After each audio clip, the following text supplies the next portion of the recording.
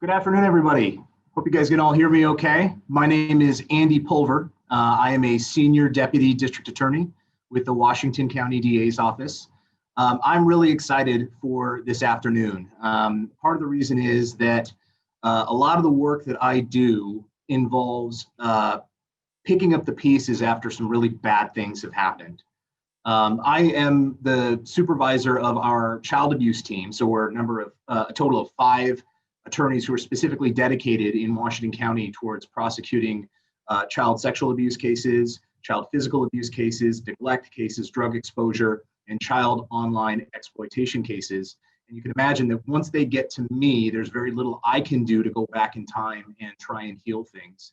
Don't get me wrong, I'm also part of the Washington County's multidisciplinary team, which is a collaboration of law enforcement, school systems, county mental health, CARES Northwest, which is the designated medical provider for Washington County, a bunch of different agencies that come together to try and not only ensure that an offender is held accountable, but that a child has the best possible outcome.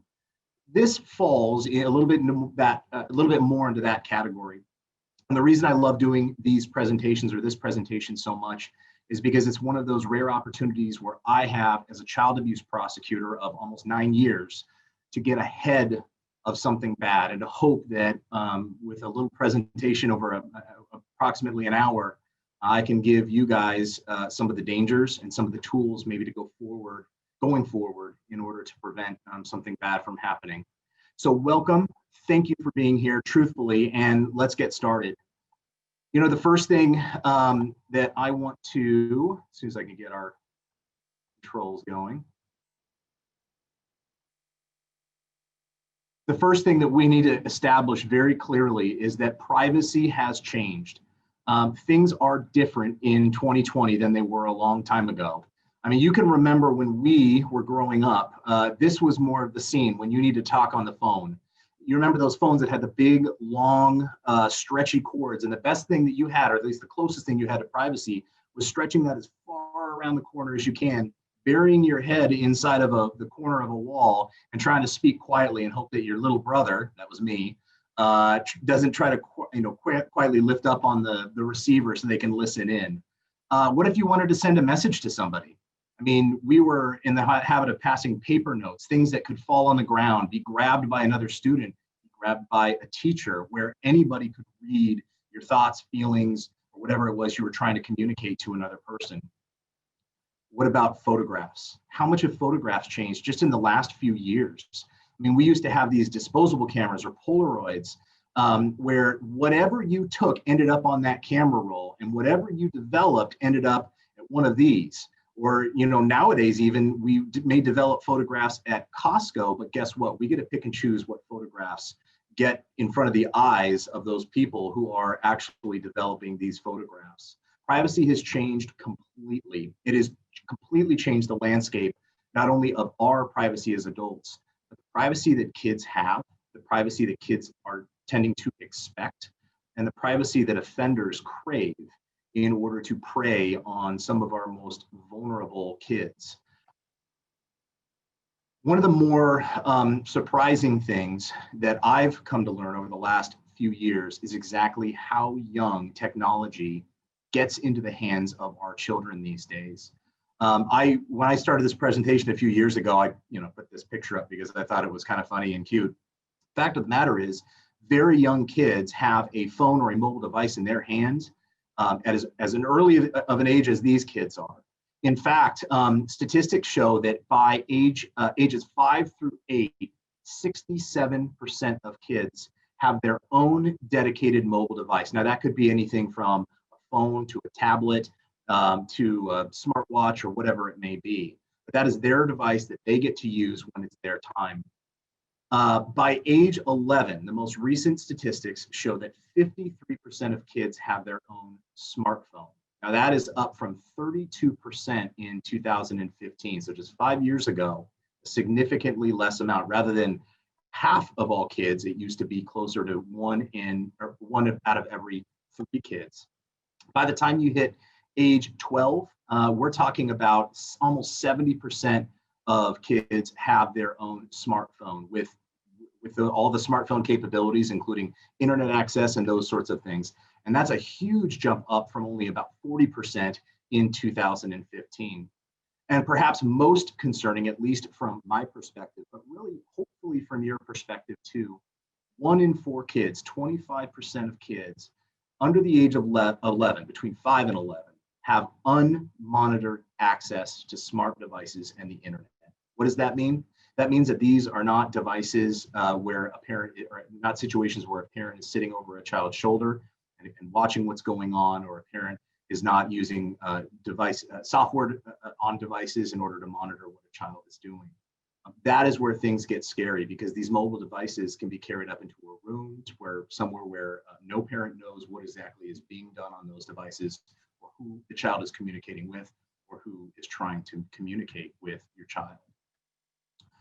This stat is both disturbing and in a way funny, I guess. This is a 2018 study from Common Sense Media, which is a really helpful website for some of these things. This shows the preferred method of communication for teenagers, ages 13 to 17, and how it has changed from 2012 to 2018. And I suspect that the trend that you see here has continued into 2020. But what I want to highlight is, if you look at the preferred method that kids communicate with each other, meaning they're given the choice, how do you want to chat with your buddies? How do you want to chat with your friends? A higher percentage of children chose to communicate over text rather than to sit down and have face-to-face communications with their friends.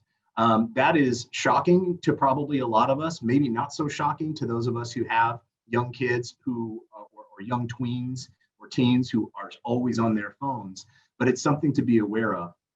Technology has overtaken the everyday interactions that our kids have with each other. The real issue is the amount of stuff that's out there for a child or a tween or a teen to get into. Some of you looking at some of these names, these are all active applications that you can get on the App Store right now or Google Play right now and download. Some of you may recognize all of them. Some of you may not recognize half of them. The fact of the matter is, this is the smallest sampling. Go onto the App Store, onto Google Play, and type in a word and see how many results you get, whether it's games, whether it's picture editing, whether it's social media, chat room type applications. There are dozens and dozens upon dozens for the smallest search term, let alone things like chat apps or video sharing apps or whatever it may be. And it's truly frightening to think that there is so much out there. That is the difficulty. How do we as parents keep up? And getting ahead just a little bit, I think what you'll find from this presentation is, although you need to be aware of certain apps ultimately are not the solution, because we as parents will never be able to keep up with the constant onslaught of applications and social media that are arising and that are being fed to our children for entertainment. So what is the most popular social media apps for your kids right now? Well, as I sort of alluded to, it's constantly changing. And that, again, creates the difficulty for us as parents. What do we need to research? What do we need to know about the apps that our kids are using? What apps are they using?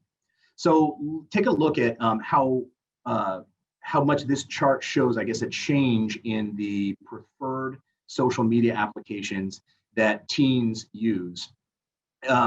More than anything, all that's being shown here are Snapchat, Instagram, TikTok, Twitter, and Facebook. Now, TikTok is very recent. It's a 2020 app. Maybe it started in 2019, but really didn't get into its own until 2020. The popularity of these apps is in flux constantly. What we know is that there is a drastic increase in Snapchat, and you're going to find out why in just a minute, why that break occurs and all of the other social media applications seem to lag. But what you don't see in this, even though we see that Snapchat and Instagram are currently the most popular social media applications, and that apps like Twitter and Facebook have sort of gone by the wayside, what you don't see is spring of 2016, 1 in 4 kids were using an app called Vine, or using a social media application called Google Plus. 1 in 4 kids, 25%. By the next year, by spring of 2017, those were off the radar. They were completely off the grid. In fact, Vine went under. They are no longer an app at all. Instead, the new, I guess, hotter applications in 2017 was Tumblr and an app called Musical.ly. Now, those, again, are no longer around. They're at least not being used anywhere near the percentages that they were in 2017, when it was like 1 in 6 kids had those applications and were actively using them. Musical.ly is a little different. Musical.ly is actually now TikTok. Part of that is because Musical.ly had a quote unquote porn problem. And eventually that was changed into TikTok, which still has some problems that I'll talk about a little bit later. But both of those applications in 2017, gone. They're no longer in high active use by your kids. They're no longer on the radar. Let's just look at the difference between February of last year and October of this year.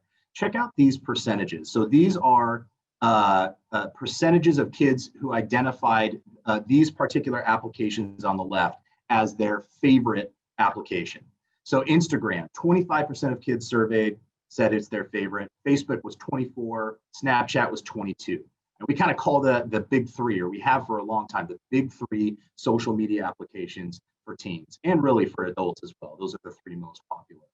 But take a look at the other applications down below. We've got Twitter, that is 5% said that was their favorite. WhatsApp, which I'll talk to you about in a little bit, 4%, and TikTok, 2%. That was February of 2019. Now let's look at October of 2020. Now Instagram stays essentially the same, but take a look at Facebook. Facebook is now rated by a survey as 2% of teens consider that to be their favorite application.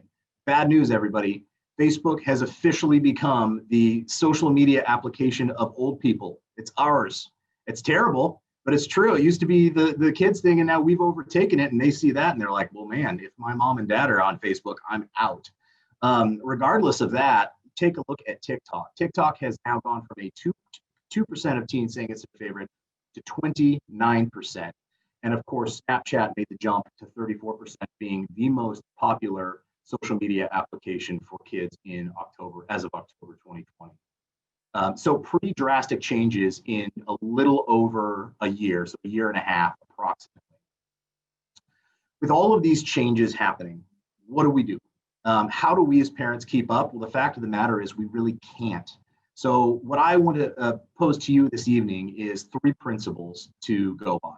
First of all, understand the dangers that are out there on the internet, on social media, and social media applications. 2, know what is installed and accessed on your kids' devices. And 3, and the most important thing, is to communicate with your child. That will be the last part of this presentation. It is without a doubt the most important part of all of this, because if you can't communicate with your child, they will lock you out of what is going on in their social media lives.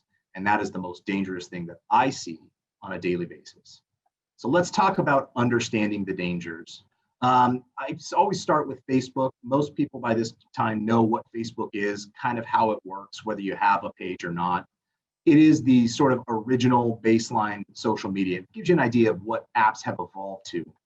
But your classic social networking that involves postings of photos, videos, text, GIFs, internet links.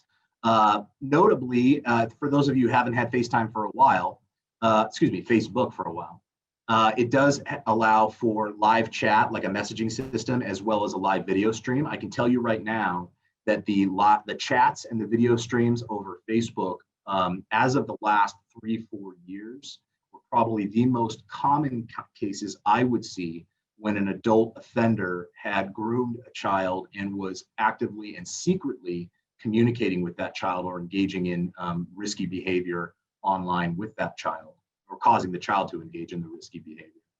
And one thing that many people don't know, Facebook by default allows geolocation imprints on photos and videos posted. What does that mean? Well, that means that if I ended up taking a picture right now of myself, if I took a selfie here on the screen here, and I posted it to Facebook, and I had geolocation activated on my phone, and I hadn't taken the affirmative step to turn that off, anybody who saw that image online could check out the geolocation data, those little grids that you see on Google Maps, and find out the exact location I was at the moment I took that picture. And that means that a person who sees a recently posted picture, they can know exactly where that child is who took that picture as of a matter of minutes ago. And that's something that is really concerning and needs to be made aware to parents to monitor and really deactivate that geolocation software option, I should say. What about messaging? Just plain old chatting, but also chatting when it comes to sharing videos and those sorts of things. These are the big three, or really two big and one sort of small, but the three most popular applications for messaging when it comes to social media. Snapchat, Instagram, and WhatsApp. WhatsApp is a much smaller in terms of volume application, but still very popular amongst tweens and teens. Again, all of them enjoy or offer, I should say, multimedia messaging. You can decorate your photos and videos and that sort of thing. They also interact with other social media applications. So for instance, you could take a video on one of these or certain ones of these and then upload it directly to your Facebook timeline or whatever it may be. Now, the real question is, why are these so popular? Well, let's go to Snapchat. That friendly little ghost, or really not so friendly little ghost once you get to know it, decided to add a feature that was different from all of the other chat features when it was initiated a number of years back. The idea is you get to take a picture and you get to share that picture with another person. But when you share that picture, you get to set a time limit. I think it's all default to 10 seconds now. But I think when it initiated, you could pick how long a person would be able to see that picture on their phone before poof, it disappeared. Now, why do you think that a business like Snapchat would authorize that feature? Well, I can tell you why. Because they knew that they were in the sexting era, the era where both adults and minors were engaging in that type of behavior more and more commonly. And if we go back to that graph about the popularity of social media applications, look at that red line and why it's skyrocketed. Now, what you don't see is that little pink line where it intersects in spring of 2016, that's when Instagram got wise. And they said, whoa, Snapchat's making all of this money off of these self-destruct photos. Let's join on the bandwagon. And if you were to stretch that pink line out a little further, what you'd see is that was part of what caused Instagram to end up being what is now the second most popular social media application. The idea that by including this quote unquote self-destruct app, you can create a sense of anonymity and privacy when sharing photos with friends or intimate partners or boyfriends or whoever it may be, or random people on the internet. The idea that this photo would simply disappear was incredibly alluring. It was incredibly effective, as sad as that may be. Now, Snapchat is an absolute juggernaut based upon that one feature, and everybody else, many others, I should say, are following suit. Now, here's the problem. People got wise really quick that when a photo disappears, it disappears after, let's say, 10 seconds. And that's plenty of time for me, the person receiving that intimate photo, to take a snapshot using the screenshot function on your phone. So very quickly, it became clear, although it didn't necessarily stop what was happening, that there was a way to get around this disappearing photo act. So, ever being the the watchers over our children's well-being, Snapchat decided to implement a notification system so that after you send an intimate photo to somebody, if that person then took a screenshot of it, you would be notified. Never really got that one because the photo's already been saved on that person's. Maybe it's a fool me once, fool me twice type thing. I don't really understand it, but it doesn't really matter because within a matter of weeks, people online who will dedicate their efforts to things like this found how to save a screenshot on Snapchat without anybody ever knowing. So again, creating this false sense of privacy and security in sharing these types of images or videos when really these things are being saved. And unfortunately, from my own knowledge and experience, not just saved, but traded and disappearing into the internet to be traded for maybe forever. And that's a really scary thing. Let's talk about sexting. Many of you may say, hey, look, my kids, 10, 11, 12 years old, I've taken great care of them. They don't know what sexting is. They're not being exposed to this stuff. They're not, they're not engaging in this type of thing. And you may be right on the last one that they're not engaging in it. But to say that they're not being exposed to it, I'm sorry to tell you, that's just not true. They're exposed to YouTube. They're exposed to all sorts of search engines that they can ask any question whatsoever. And YouTube seemingly harmless in most scenarios. But if you simply type in how to take a selfie or how to take a nude selfie, these are some of the results that come up. They have videos dedicated, seemingly aiming at adults, but obviously available for any child or teen who searches that in a YouTube browser. Videos dedicated on how to take the perfect nude picture to be able to share with somebody. And that, again, is terrifying. Sexting, unfortunately, has become normal. And that is something that I get to see, but a lot of people don't. But what I do want to say is it's become normal-ish. And that's because there are a lot of people, a lot of teens doing it, but there are also a lot of teens who are not, thankfully. And let's talk a little bit about those dynamics. This graph is from 2016. So this is 4 years ago. This is at sort of the height of that peak of Snapchat, moving up the ranks in terms of social media. But I suspect that the numbers are similar, if not worse, today because of how normalized sexting has become, unfortunately, in our middle schools, high schools, hopefully not elementary schools, but I can tell you that it happens. Take a look at some of these statistics. So the blue bars in the middle here, those are sent or received. Teens, tweens who have sent or received a sext, a nude image or a nude video of themselves to someone else. At first glance, if you look at some of these numbers at age 12 and 14, only 5.5% have, as age 14, only 10.5% have. And that seems like a low number in a lot of ways, but think about it as a parent. If we're talking about 5%, that's 1 in 20. How large is your average middle school classroom? Is it 25 to 30? I mean, that means that maybe 1.5 students in every middle school classroom have sent a nude image or video of themselves. By the age of 14, we're talking 1 in 10. That's shocking that 3 in a 30-person classroom, maybe that's a little high, but 3 in a 30-person classroom, that is a shocking amount of teens who have engaged in that behavior. It should be frightening to parents to know that it's this common and this normalized. Even worse, when sexting does happen, 1 out of every 5 of those images are shared with other people. And of those that are shared, 50% are shared with not just one person, but multiple other people. And that is how these images spread and they get into places on the internet where they simply don't go away. Maybe to nobody's surprise, 61%, so a majority of people who ended up, teens, I should say, who ended up sending a sext, did so because of pressure from the recipient. It wasn't just like hey, I'm going to do this because I really like you. It was they were pressured into doing so. That's where I want to get into sextortion. Many of you may recognize this term, many of you may not. Sextortion is something you need to know because it is real and it is getting worse. Sextortion is the use of non-physical coercion to extort sexual favors or sexual images from a victim. So what does that really mean? That's a working definition, right? How does it actually play out?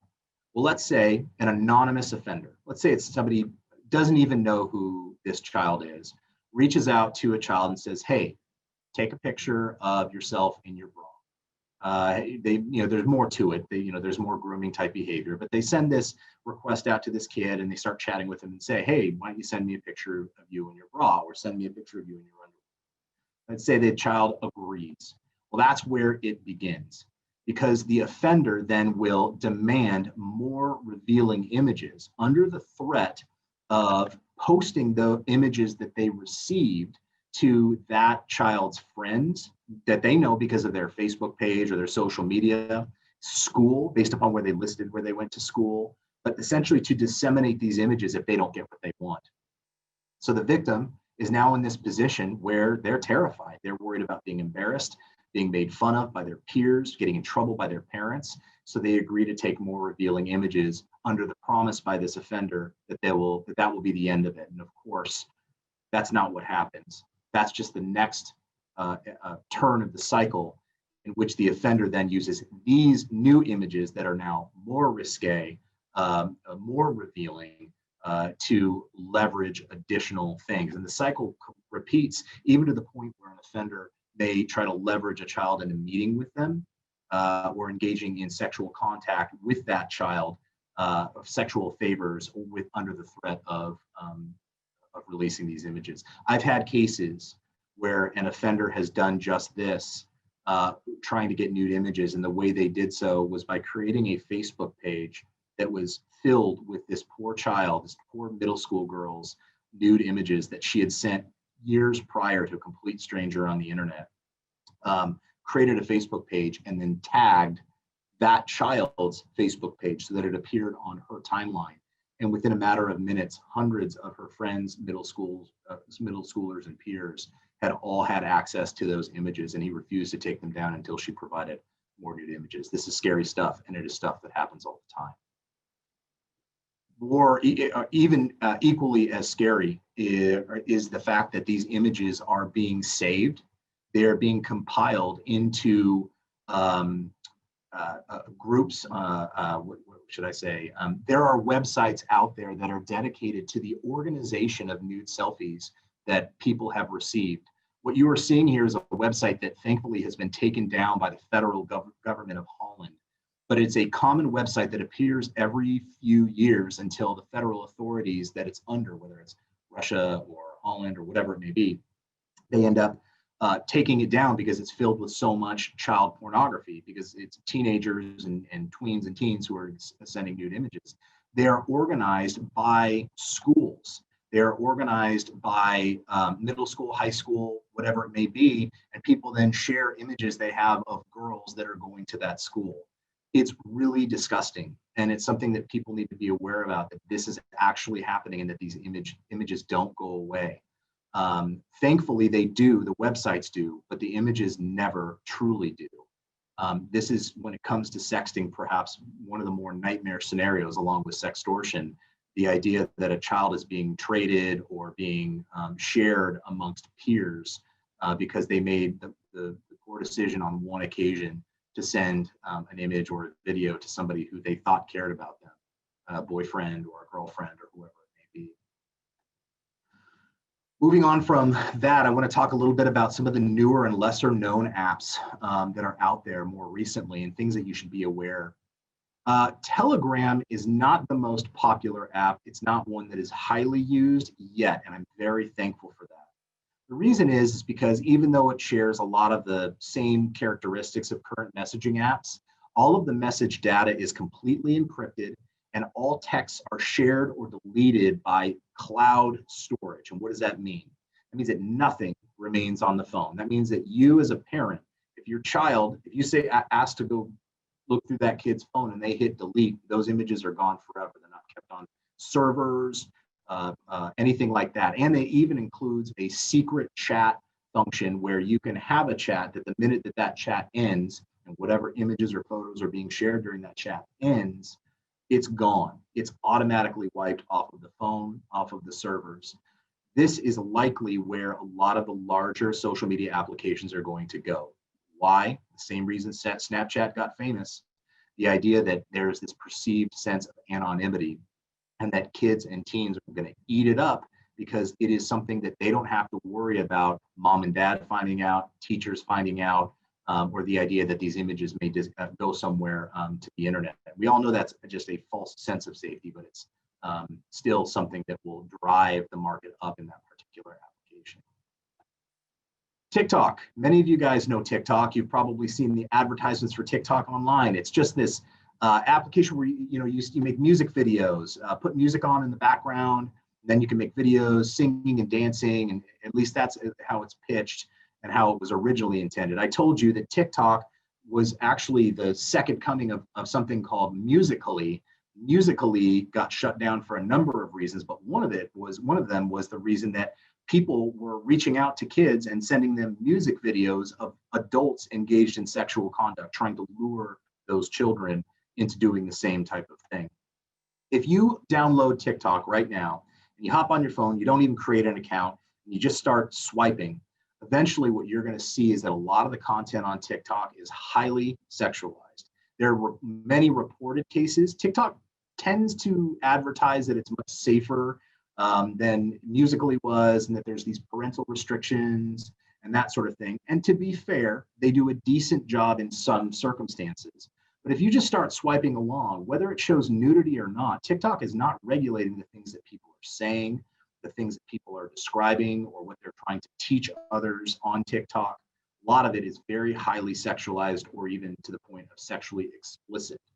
So what about content restrictions for parents? Well, content restrictions on TikTok, by default at least, are user regulated. And all that means is if I'm a kid and I want to see all the good stuff, I put in and I say good stuff jokingly, of course, but I want to see all the good stuff. I put in whatever date of birth is going to make me old enough to get there. And I believe the current regulations are over the age of 16, gets you to everything. I know that at a minimum, it over the age of 16 allows you to engage in direct message video capability. Let's just keep this point in front of us for a second. A lot of times, it's not the danger in an application is not what is on the outside, what everybody sees. A lot of times the danger is the access given by an offender to the child behind the scenes through direct messaging. The upside of TikTok is that there is a way for parents to limit the content through their own phone. They have to create their own account and link them. But the only issue with that, as at least from what I've read, is that it makes it a very dull experience for teens, and they're not going to be particularly excited to see all of the lame videos that don't have bad words and that sort of thing. So although it may discourage them from using the app on that device, it may also encourage them to engage in or get on the app in other circumstances where mom and dad may not have that parental control. Discord. Hopefully you've heard of Discord. Many of you may not have heard of Discord. What is it? It is an online chat function, as well as sort of both in terms of video chat, voice chat for video games, and it's real-time texting, just like you would in a multimedia type chat function. You're able to share photos and videos. Now, I mentioned gamers, or at least I should have. This is a gamer-based platform, meaning it started off with the idea that we want to give kids, teens, and adults, when they get on to play a game that doesn't have a verbal chat function, we want to give them another option. And then we want to give boards that they can go in and talk about games and create groups and that sort of thing. That's where it started. It is now expanded into all sorts of content well beyond video games. There are no parental controls on Discord, and there are explicit boards that simply require you to check the box to say you're an adult to access. So it doesn't matter, they'll tout the fact that they have parental controls and restrictions, but really what it comes down to is the click of a button saying, yeah, I'm over the age of 18, that grants them access to all sorts of sexually explicit content. So be aware, Discord is not just a place for kids to talk about games. It's not just a voice function for playing games. I've had multiple cases where an offender met a child through Discord and have ultimately ended up meeting up with that child and engaging in sexual contact with that child. Oh, and then there's this. Many of you have heard of this story. This was back in 2018, where a mother actually killed somebody who, I can't remember if she killed him or if she just shot him, but regardless, he tried to meet her 14-year-old daughter after meeting her over Discord. This guy was coming to the home to start a relationship with a 14-year-old. He is not the only person who has done that. It's far more frequent. He is one of the few people, at least, who we hear about getting shot in the process. But regardless, again, an example of how dangerous these applications that are seemingly innocent can be. So let's talk about what apps should never be on your child's device. These are the big no-no apps. There's no reasonable explanation for one of these apps to be on your child's device. There's no upside to it, no balancing of, okay, well, it's fun versus, yeah, maybe it has a possible exposure of this child to danger or inappropriate things. So let's talk about these. Well, first of all, there are what I think call the more obvious ones. So Tinder, Grindr, Bumble, Her, these are all social media applications aimed at dating, aimed at hookups for sexual activity. Grindr and Her are more formed, or I should say, are more aimed at the LGBTQ community. Tinder and Bumble are just sort of the classic ones where you meet based upon how close you are, and you swipe right if you like a person. I may have that backwards. Forgive me. I have not been on Tinder, but something to that effect, where it creates matches and then encourages people to meet up and either start a relationship or start a sexual relationship. Omegle, talk to strangers. I think it kind of advertises itself as something you want nowhere near your children. What I can tell you is that 99% of the Omegle connections that a child may have, video connections, if you sign up for an account, are going to be somebody with no clothes on the opposite side, engaging in sexual contact with themselves. That is something that is incredibly common in there. It seems dangerous and fun to kids. It's exciting in a way. It should be nowhere near your child's radar. It's a terrible, terrible website. I don't even know why it would still be running at this point. None of those. Let me take a little deeper dive, though, into some of the apps that may not jump out on your radar. Kik Messenger. Kik has been around for a while, actually. Kik is your typical multimedia app, kind of like the ones we talked about earlier, WhatsApp, Instagram, those sorts of things. But there's a strong focus from Kik on anonymity. That is, giving the sense of the user that nobody's going to know who they are. That's a problematic not only for giving confidence to your child, it's certainly problematic for giving confidence to people out there who want to meet your child, who want to offend against children, who want to groom children in order to offend against children. It allows searches by the age of the user. Again, highly problematic for any child who wanders on there simply to chat with their buddies. So they put in the fact that they're 12, 13, 14 years old. Now somebody can actually search for that age range. Kids, I said 12, but it's actually 13 years old that you can register. But again, there's no external verification of that. That's simply the date of birth that a child decides that they're going to put in, or an offender can put in pretending to be a 13-year-old. There's minimal content restrictions in terms of being able to filter what is allowed to go to your child's phone and what's not. And these two next articles sort of speak for themselves. This is a BBC article from UK. In the UK, Kik was identified in 2018 as having over 1,100 child abuse cases associated with it. And as of 2018, end of 2018, a ex-Virginia Tech student was, I believe, convicted for killing a girl he met on Kik. Why did he kill her? Well, because he started a sexual relationship with her. She was a minor, and he didn't want anybody to find out that he had done so. Stay away from Kik. Kik may seem harmless. It may be something that's been used by your child. Stay away from it. It is a breeding ground for predators, and it's a very dangerous thing. Let's talk about Meet Me. Now, if you think danger and you see this smiley little word bubble on a purple background, it looks like the least dangerous thing in this world. Wrong. Meet Me is a huge, huge danger. Similar to Kik, 13-year-olds can register just by putting in their date of birth. Adults can indicate that they're a 13-year-old just by inputting a date of birth. There's no true age verification. Accounts are created through email or Facebook. And what that means is you can create a burner Facebook or a burner email account, hop on there and start communicating. It also means you don't have to have a phone per se to pump in a phone number to verify your account. iPads, those little iPad touches that have Wi-Fi access, even if you don't have data, your child could download this app and start communicating with people over Meet Me just by having that access. The focus of the app is upon meeting new friends, and that is because matches for friends are based on location, that geolocation. That means that it's going to suggest to your child to start communicating with people who are nearby them. I think that speaks for itself in terms of the danger that that presents to your child, the opportunity that that presents to sexual offenders who may be wanting to meet, groom, and eventually sexually abuse a child. So meet me, stay away.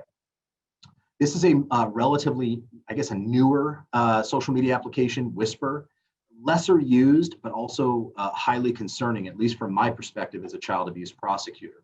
So it's an anonymous confessional app where a kid can post an image with text on it that sort of shares their feelings. That's the whole idea, is it's supposed to be this place where you can open up about thoughts and feelings.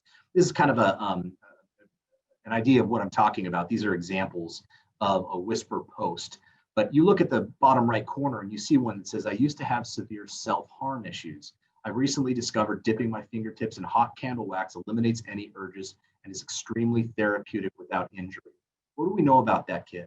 We know that that kid is in emotional danger. That kid is self-harming. They're in a bad place, and most of all, they are vulnerable.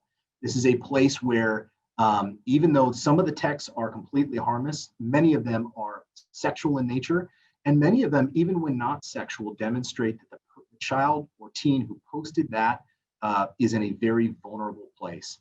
Who do offenders prey on the most?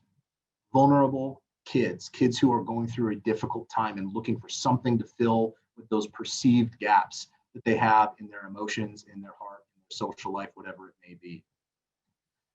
The app also encourages private sharing of these little images with text on them. And even though it advertises anonymity, that you can post this without anybody knowing who you are, it also directs users to view posts from people who, by geolocation, are nearby them.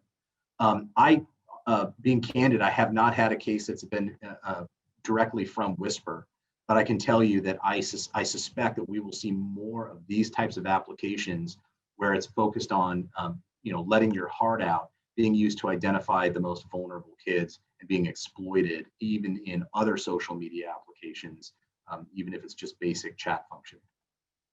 No Whisper. Yubo, formerly known as Yellow. This app went through a rebrand. Now, let's talk about what Yubo advertises. Yubo advertises meeting new friends. Well, that's the thing. Yubo is also identified and known as, in most social media communities, as Tinder for teens, that dating app where you swipe right.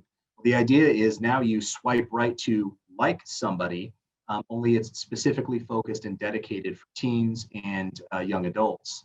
Well, I think you can see where the problem comes from that. Guess what else is involved with Yubo? Disappearing photos, just like Snapchat. And why might that be? That's because Snapchat created Yubo. In fact, Snapchat really created Yellow. Now you see that the app logo here has a little smiley face on it. Before it had the smiley face, it was just a yellow square. And let me ask you as a parent, if you were looking through your child's phone and you were trying to see if there was anything inappropriate on your child's phone, and you came across a little yellow square that said yellow on the bottom, would you think twice? Just keep swiping by? That's the thing. These social media applications, whether they want to advertise it or not, they are being targeted at our kids. The Yubo rebrand was supposed to include all of these new security features, but in the end, what we know is that these friends and meeting and liking are all matches based upon location. And again, it's only validated by date of birth as inputted by the user. No Yubo, no Yellow. I'm going to dive into the dark web really briefly. What I will tell you is if you don't know about the dark web, you should. It's something that's out there. What we know as the internet today is the tip of the iceberg. Google, Yahoo, all of those things, those are things that anybody can access anytime.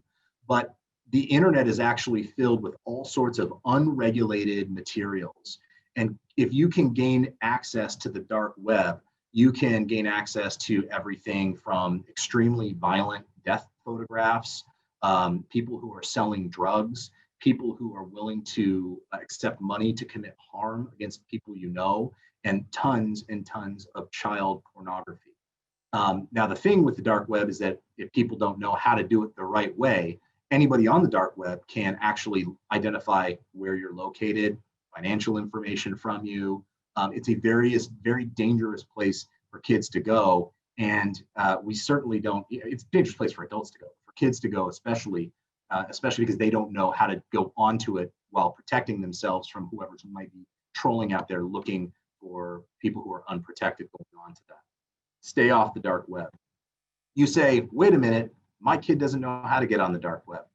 Bad news, ladies and gentlemen, your kid does have YouTube.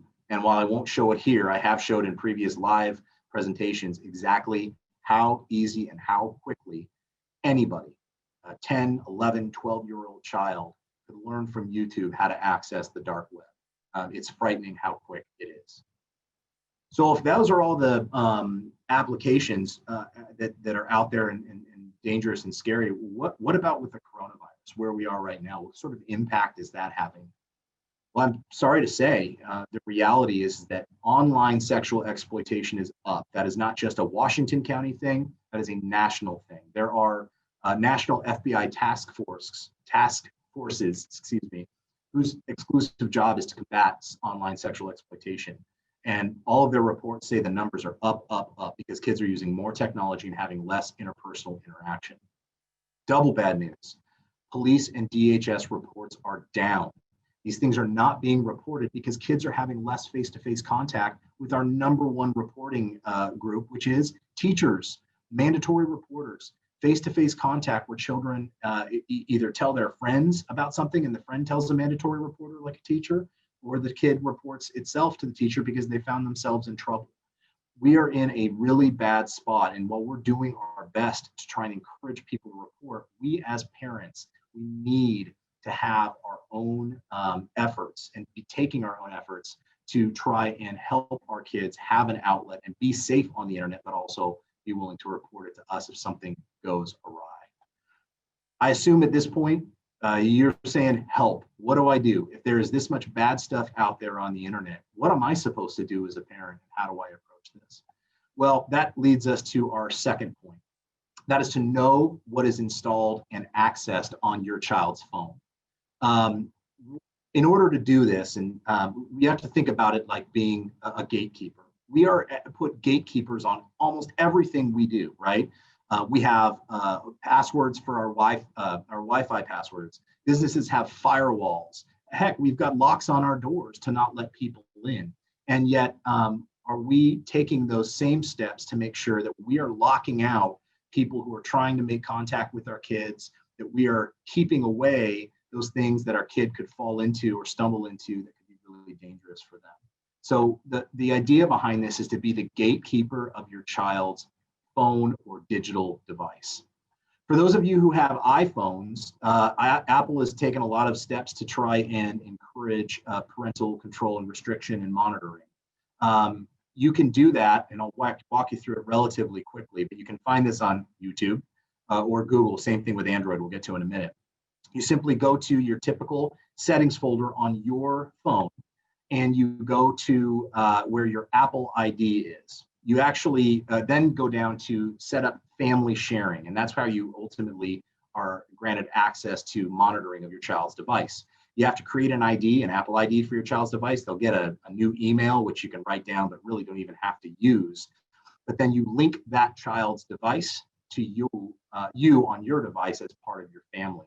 That opens the doors through the settings to screen time, which is the app Apple has created in order to monitor or restrict what sort of information goes to your child's phone. Screen time, you go onto the screen time, you can set content and privacy restrictions on your child's phone.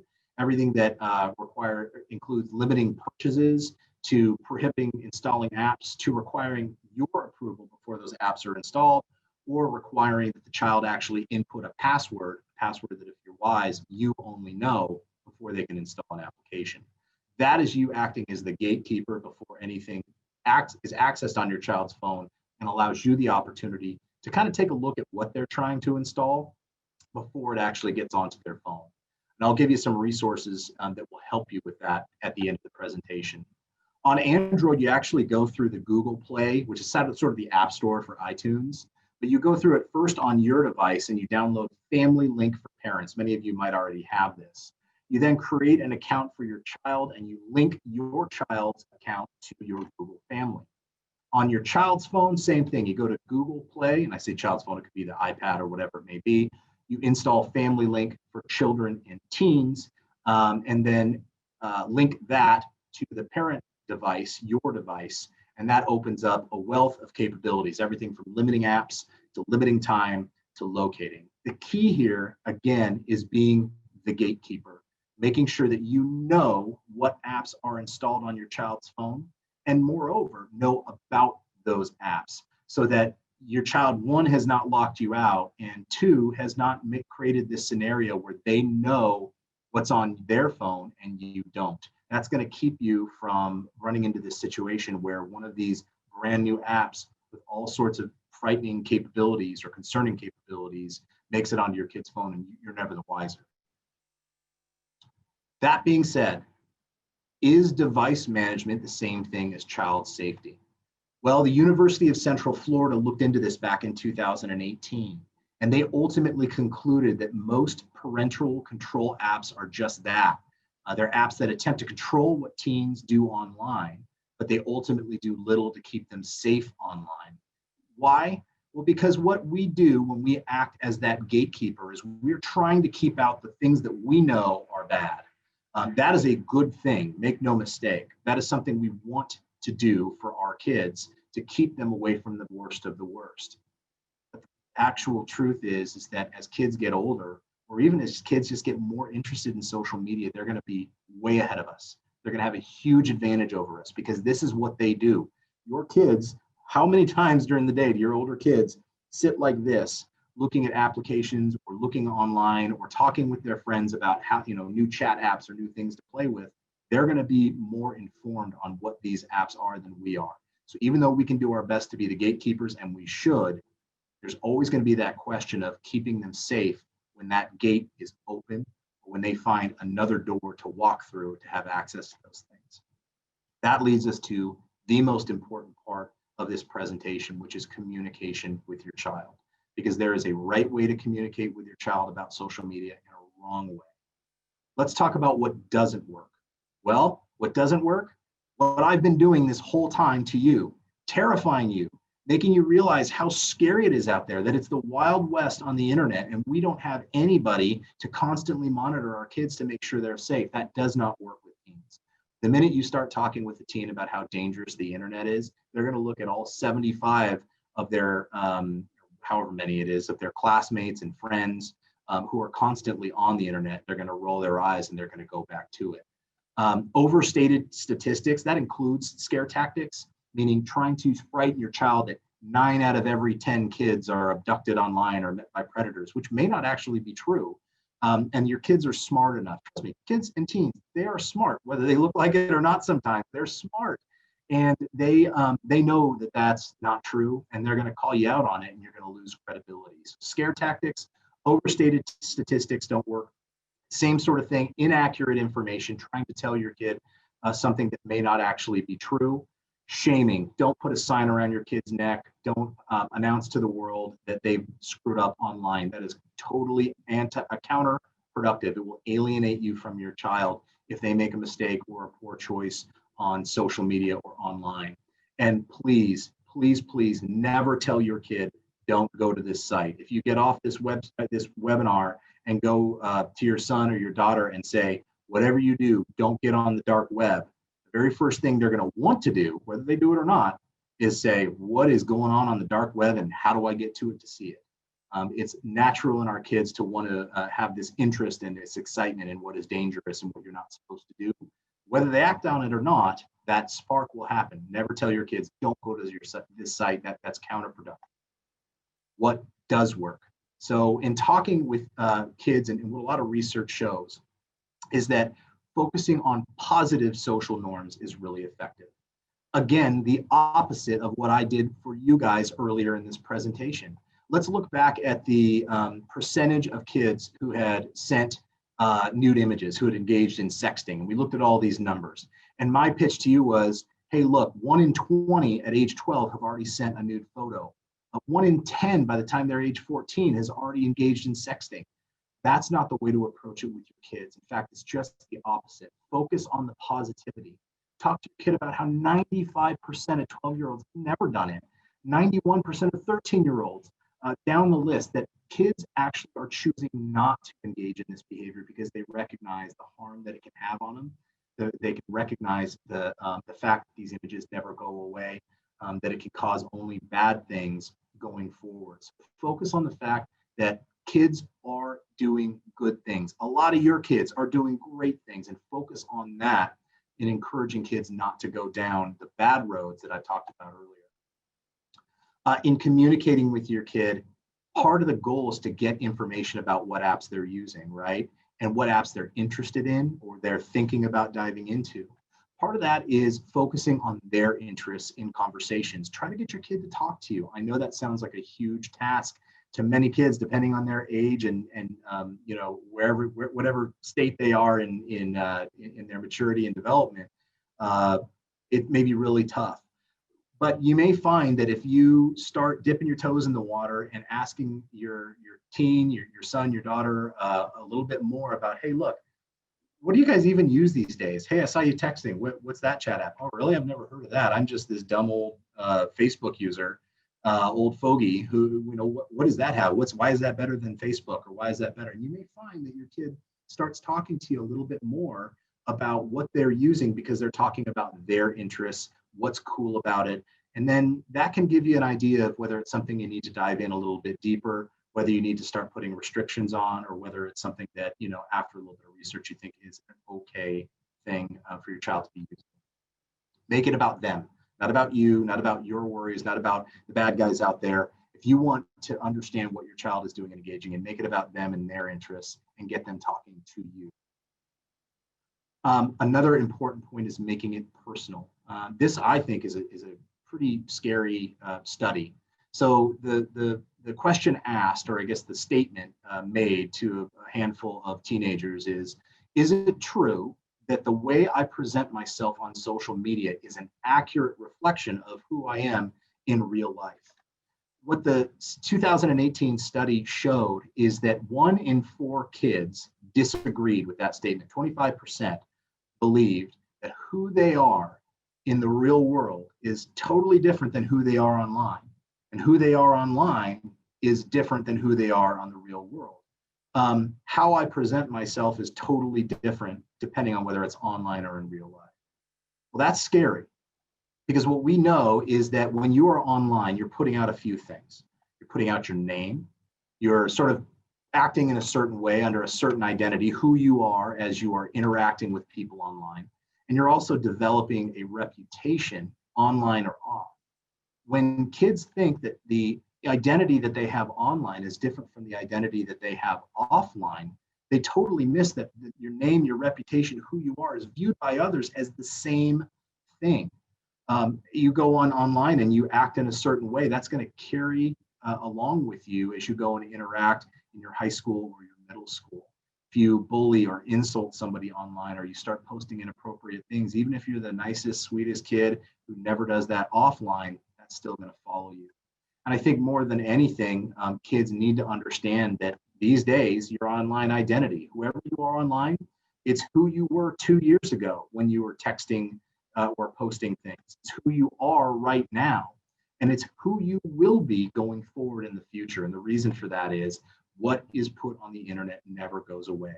Ask these college quarterbacks or famous players who are being viewed about potentially becoming a millionaire going into the NFL, as people rightfully dig up horrible, racist things that they said in the past, and are now looking back and trying to apologize, if that really means anything under those sorts of circumstances, but trying to say, oh, I was young and I was dumb, or whatever it may be. Look, whatever your child is putting out on the internet today, don't think that their future employer is not going to hop on the Facebook or Instagram and look over what somebody is putting out into the world. And what did they put out into the world back when they were in high school, maybe back when they were in college or whatever it may be. That is the world we live in today. And so we get examples of the famous people who did really terrible things and posted horrific things in the past. But really, it's something that's going to affect our kids every single day, whether they're going to become millionaires or whether they're going to go do something completely different. So make sure that they are aware of that. How do we parent offline? We should be parenting that same way online. Let's throw it back to when we were younger. Phone call comes in, mom or dad picks up the phone. What's one of the first things they say before they hand the phone over? It doesn't, they just hand the phone over. Sorry, can I ask who's calling? When it was time to go to bed, there was restrictions, time restrictions. You don't get to be on the phone until 1 a.m. Or after 10 p.m. or whatever it may be. Well, nothing's changed in 2020, just the devices and the means and the access that kids have to these things. So communicate with your kid. Hey, who are you chatting with? Who was that? Make sure that you know who they're talking to on a normal day. There's nothing wrong with you being aware of who they're communicating with.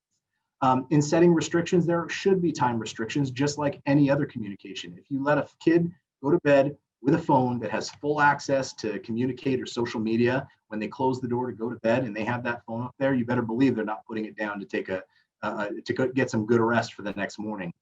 They're going to have access to that and they're going to use it. So set restrictions just like you would pre-social media, pre-mobile devices. What does work? This is huge, ladies and gentlemen, huge.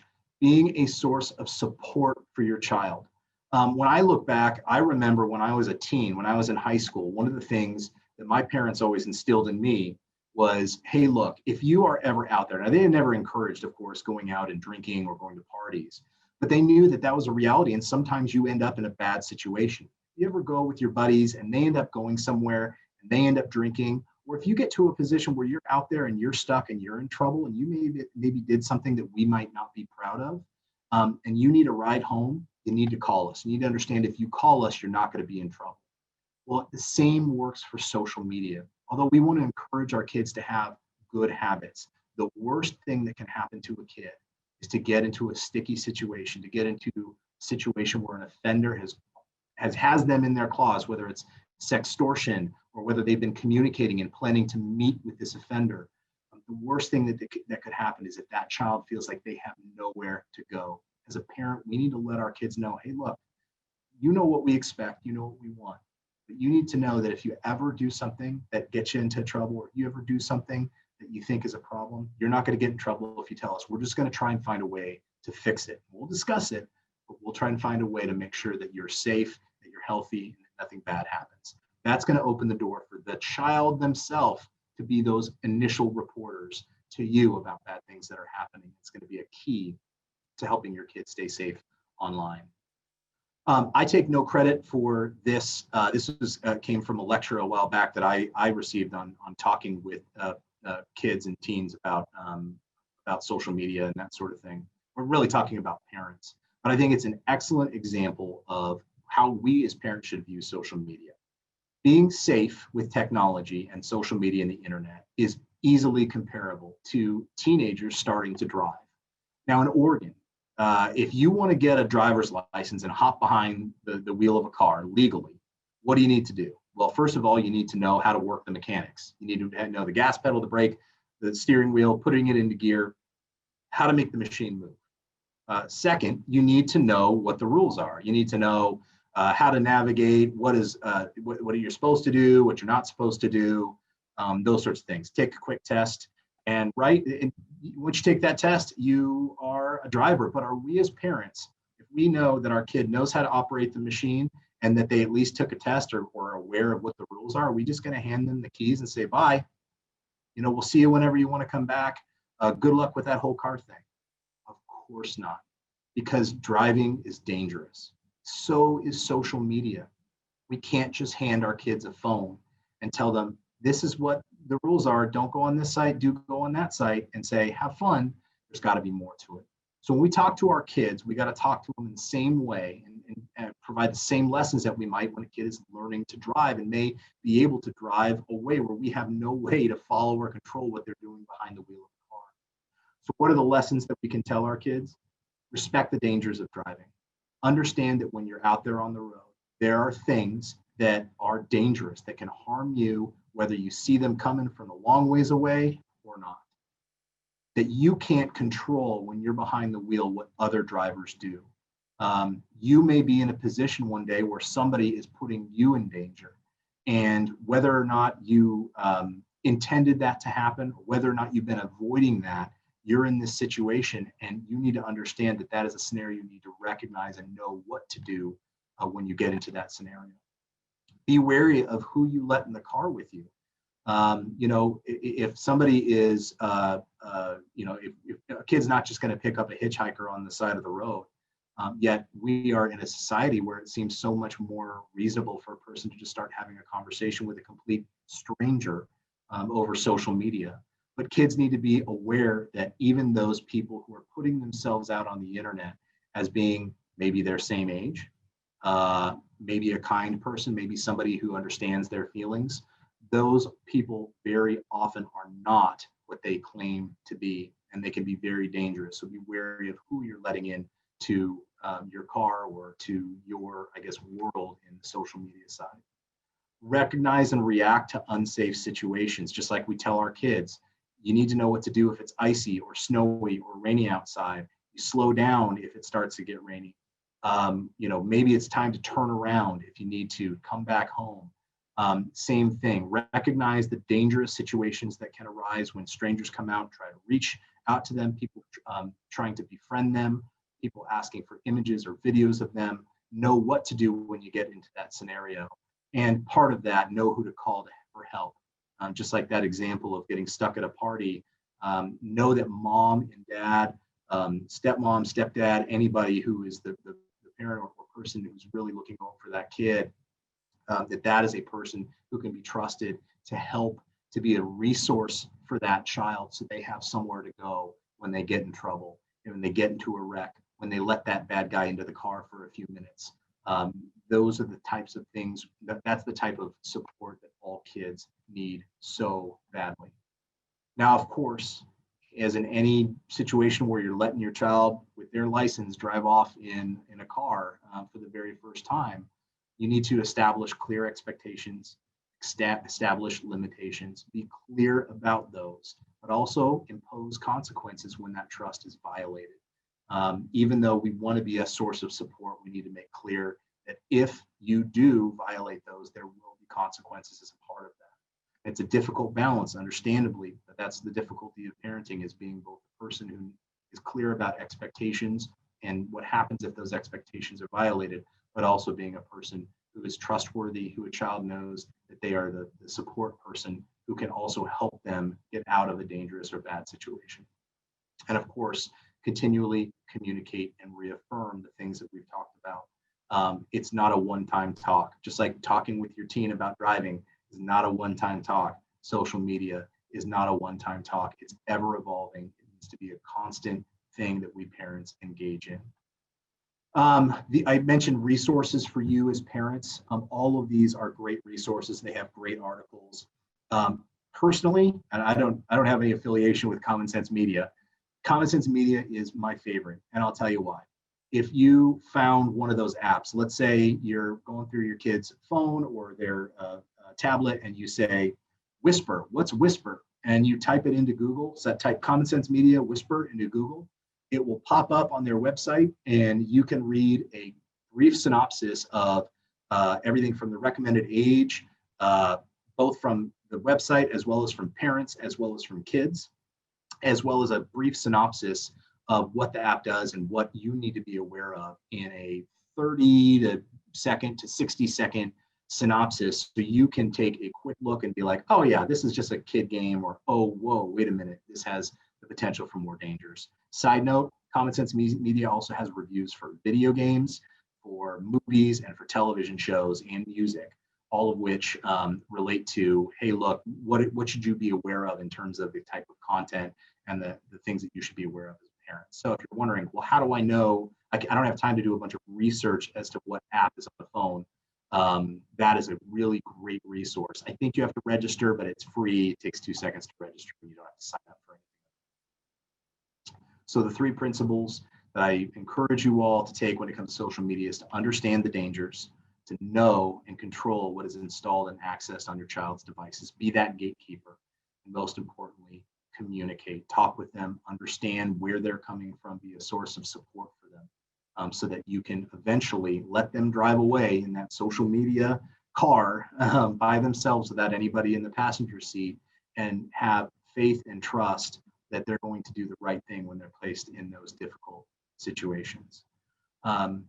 Wrapping up here, this is my contact information if you guys have any questions or anything like that. I think we have also established, I know we're running long, shocker, attorneys end up talking more than most people like, sorry, but we ran a little long, but we did want to give an opportunity at least to ask some questions.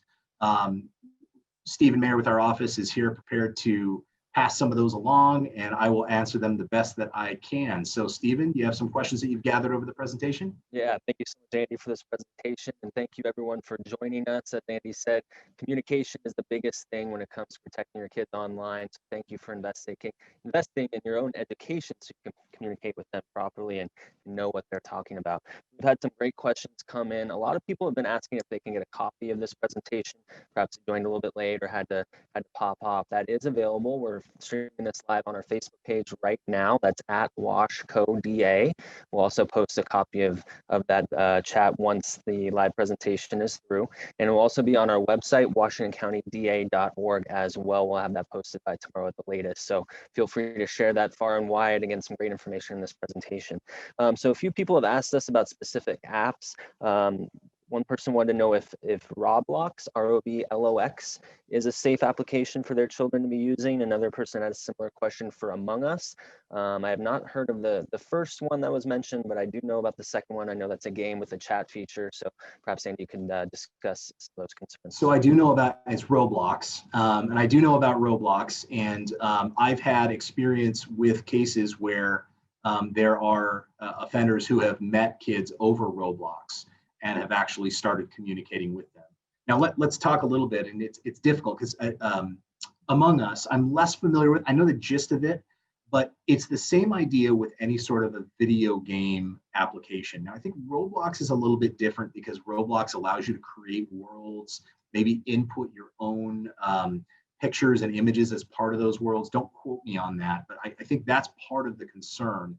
But you can also jump into random rooms, worlds in Roblox, kind of like in Minecraft, only it's a little bit different, where you don't know what your kid doesn't know what they're jumping into until they join that open world, and it may have inappropriate stuff or people talking about inappropriate things. So one, definitely dangers involved in Roblox. Does that mean all of Roblox is bad? No. Is all of Among Us bad just because there's a chat feature? No. But there are things to be aware of. And those are sort of the lessons that you need to be able to talk with your kids about, which is what is appropriate communication over video games and what's not appropriate communications. And hey, look, I'm not going to give you a hard time if somebody starts saying some bad stuff on there, but would you please let me know, because that's the kind of thing we want to be aware of. And I want to make sure you have somebody to come to talk about these things. So it cuts both ways. And just like a lot of apps like Instagram, Facebook, there are a lot of really great things about those, especially during the pandemic, that allow our kids to reach out and communicate with their friends and express themselves and feel like they're outside the walls of their home. But the flip side is that those also involve dangers as well. So it's about being aware of those dangers and knowing to talk with your kids about those dangers. And then of course, to kind of shield yourself or shield your child from the really dangerous ones that really have no business being there.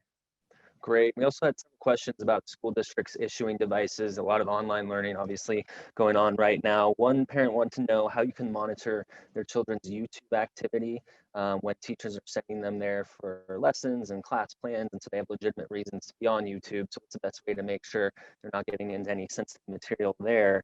And then another person had a school district related question.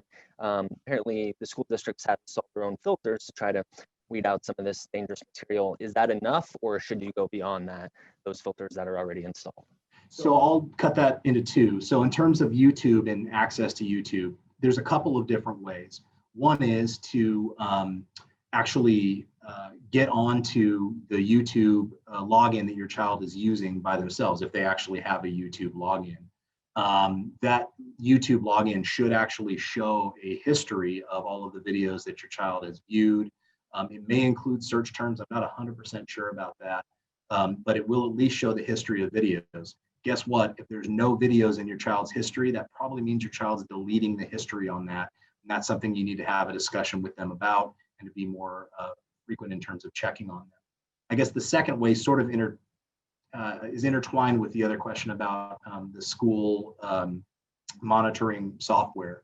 So I know in our school district, we get emailed reports about child's activity online, things they searched for, websites they went to, so we can look over and double check that they haven't been going to certain areas. And I know that there are certain filters on school laptops. The problem is different school districts do things differently. I have heard just recently of one child who actually used a school district issued laptop to, communicate with a stranger, or I can't remember if it was that or if they got onto inappropriate material, and it wasn't necessarily filtered out by the school district's filter program. I don't want to say that school districts aren't doing enough, because I think that this is a whole new challenge, this online distance learning.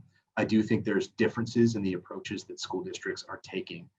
Any monitoring software that's installed on a device is going to be, it won't be, I should say, infallible. So you're going to have a lot of good things that come from that and a lot of good filtering, but there are always things that slip through the cracks. And again, goes back to what? Communication with your child, building trust with your child to be somebody that they can come to and talk with. Great, thank you so much. And we also had a question about Snapchat. You mentioned that those messages disappear after a short amount of time.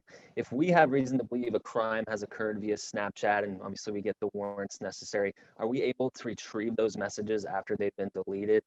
What's the latest in the technology there? Absolutely, and great question. And I love saying this. Those photos do not disappear. We get Snapchat content all the time.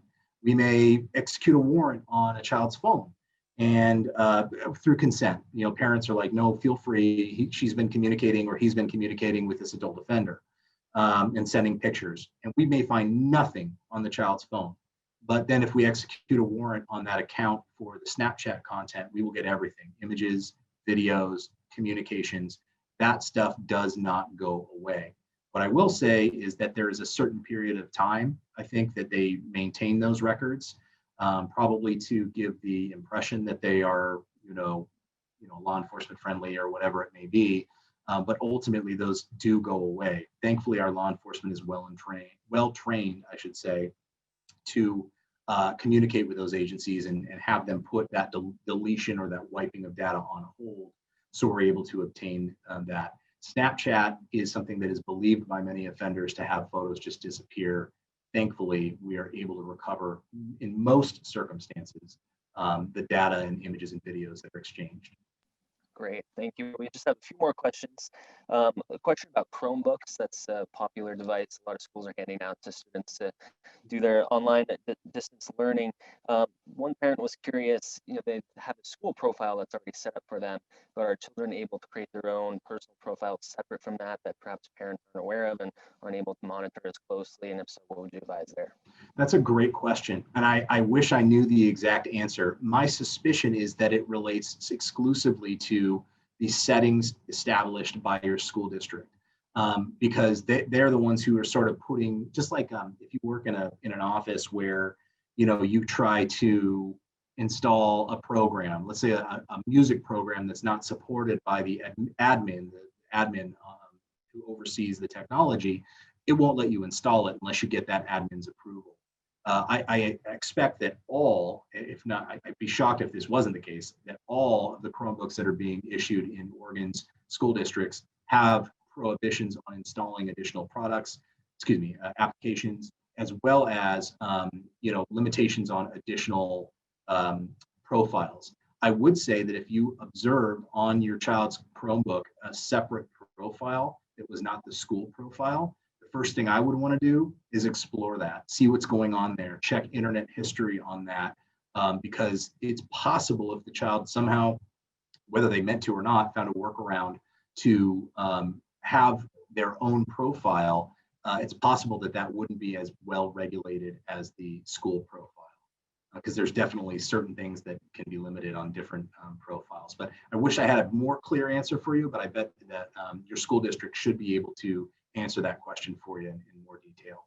Yeah, I'm sure each district has their own IT professionals that you can contact directly and ask those more specific questions. And the last question we had was a question about Genshin, Genshin, another one I had not heard of. Hopefully you're more aware than I am. Student parent, no? I wish I was. Now type it into commonsensemedia.org. I think this is a great example where as a parent myself, I don't know everything and new things come up all the time. So if I were you and if I didn't have this presentation set up, I'd be half tempted just to hop on right now and just show you how you just search real quick and put it in. That's the type of thing where there's a wealth of information that's actually really beneficial to us as parents out there as well, as long as you know where to look for it. So I wish I could give you the rundown of what it is and what it does, but try some of those resources that I gave you, the cyberbullying.org, NetSmarts, and Common Sense Media, and that's going to be your next path to get a real quick overview of what it does and what you should be aware of. Great. That's all the questions we have so far. Again, we want to let you know a full copy of this recording will be posted to our website, WashingtonCountyDA.org, by tomorrow at the latest. It's also available on our Facebook page at WashCoDA. Andy, I'll hand it back over to you. Thank you. And I'll just close up by giving a big thanks out to you guys. We're busy. As parents, we are busy at work. We're busy at home. There's all sorts of things going on. And for you to take your time out, take that time out for a Thursday evening to be able to sit down and talk about some of these issues that are out there. I am really grateful, not only as a child abuse prosecutor, but as a parent, that you're out there doing this. And what I've told groups in the past is, the good news is the fact that you're here shows that you're the right type of parent to handle this stuff, because you want to learn, you want to make your kids safe, you want these things to happen the right way in terms of your kid growing in a community and in a world really that is driven by social media and technology. So I wish all of you the absolute best going forward. Happy holidays, Merry Christmas, and you guys have our contact information if you ever need anything. Otherwise, we'll end the presentation with a big thanks to all of you. Thank you.